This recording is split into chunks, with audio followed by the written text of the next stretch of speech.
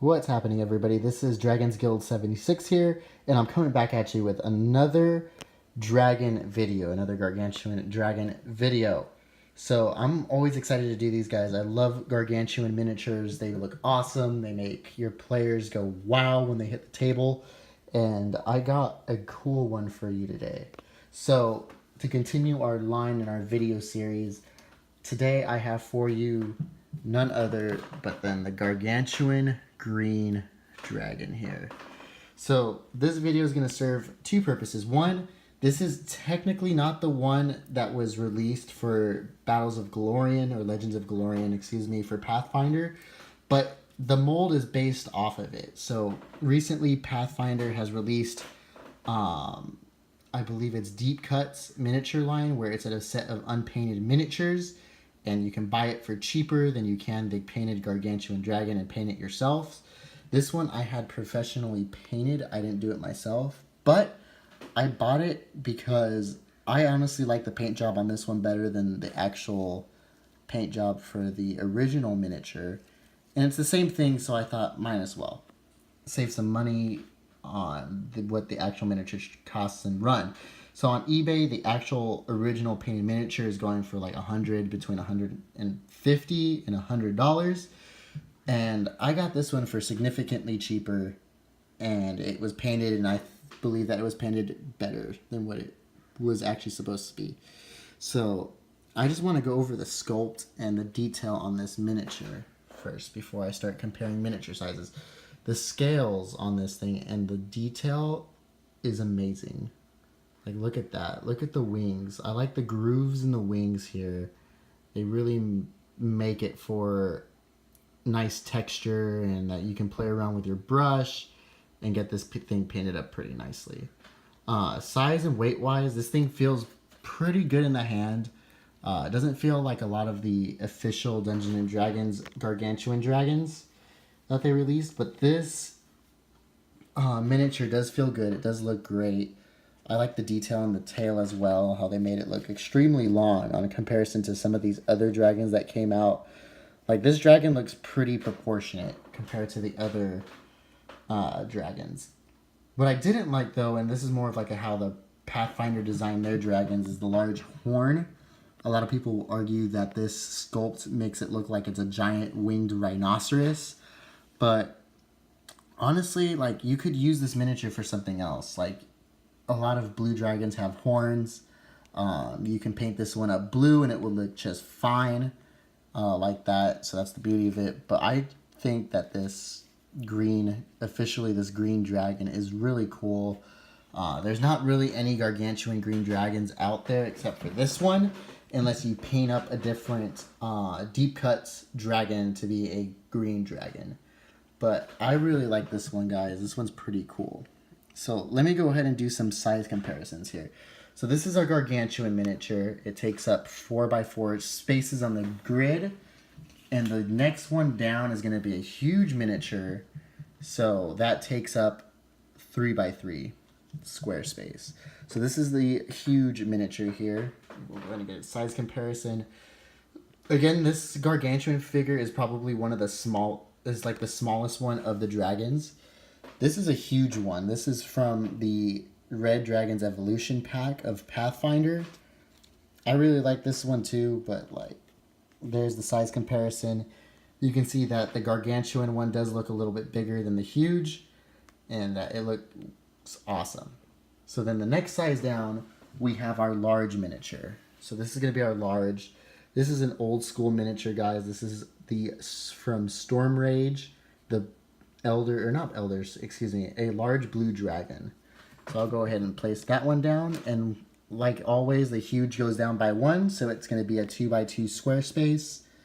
Still looks pretty big, but on a comparison to the other two dragons on the board, the large one is dwarfed by the Gargantuan one. So it looks like a baby dragon on comparison. So then we're going to go ahead and go into our actual sizes of regular miniatures. So here's Braum, again in all his glory and ready to get attacked or attack. We have Braum the miniature from a Nolzur's miniature of the Ranger pack. And I had him painted as well, for those of you who are wondering.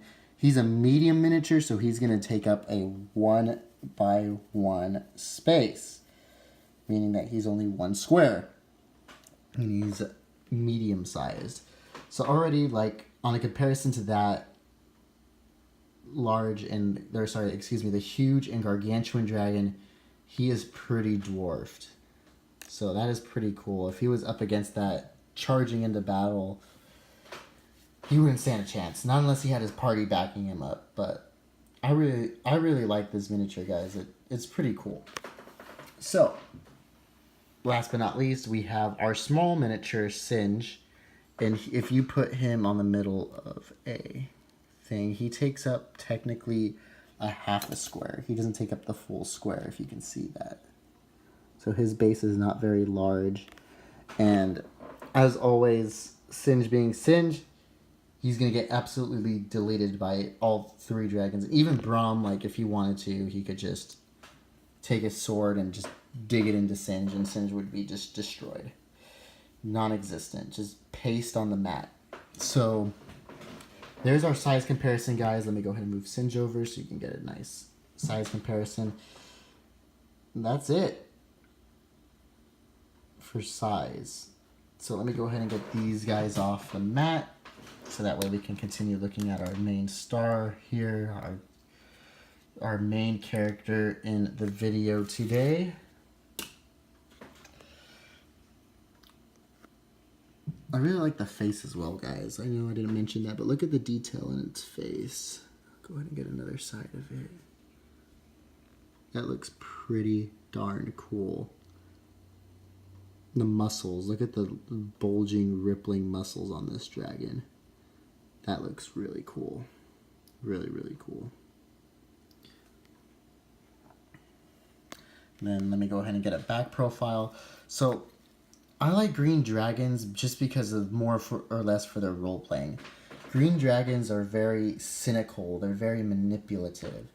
I like throwing them in to be some evil ruler in disguise. I've used green dragons to be as, like, polymorphed or disguised as an evil ruler who is impersonating the original ruler, and that usually these dragons are known for, like, networking their way into high parts of society, as read in the book, and then once they become into power, they rule with an iron claw, so to speak. They're very cynical like that. I love role-playing green dragons. I think they're very interesting. As for death-wise, deadly-wise, they're not the most powerful of dragons. They usually have their power through getting into high positions and using others to do their bidding. Natural enemy of the elves as well. The green dragon makes for a very, very deadly foe. And when it gets to this size, you know that it means business. That it's going to come in and destroy everything. Everything your society worked hard to achieve.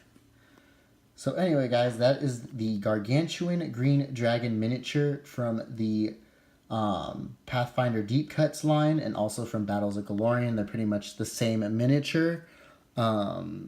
Leave in the comments below what you thought about this miniature. I'm interested to know. I want to hear you guys' arguments on the rhinoceros horn, if you guys did any modifications to your miniature, like cutting it off or shortening it or what have you. I'm interested to know what you guys got around the horn. As always, guys, go ahead and like the video. It lets me know that I'm doing a good job, and like it if you want to see more Gargantuan miniature videos come out. And while you're down there, hit that subscribe button so you can stay up to date on a lot of the videos I'm going to be putting out. Keep up to date on them, and it lets me know that I'm doing a good job, and it allows me to spread the word of Dungeons and Dragons and role-playing games, guys. It helps new players get into the hobby and realize that it's not as scary as it would appear. So thank you, guys. I appreciate it, and like always, I'll see you in the next one. Bye-bye.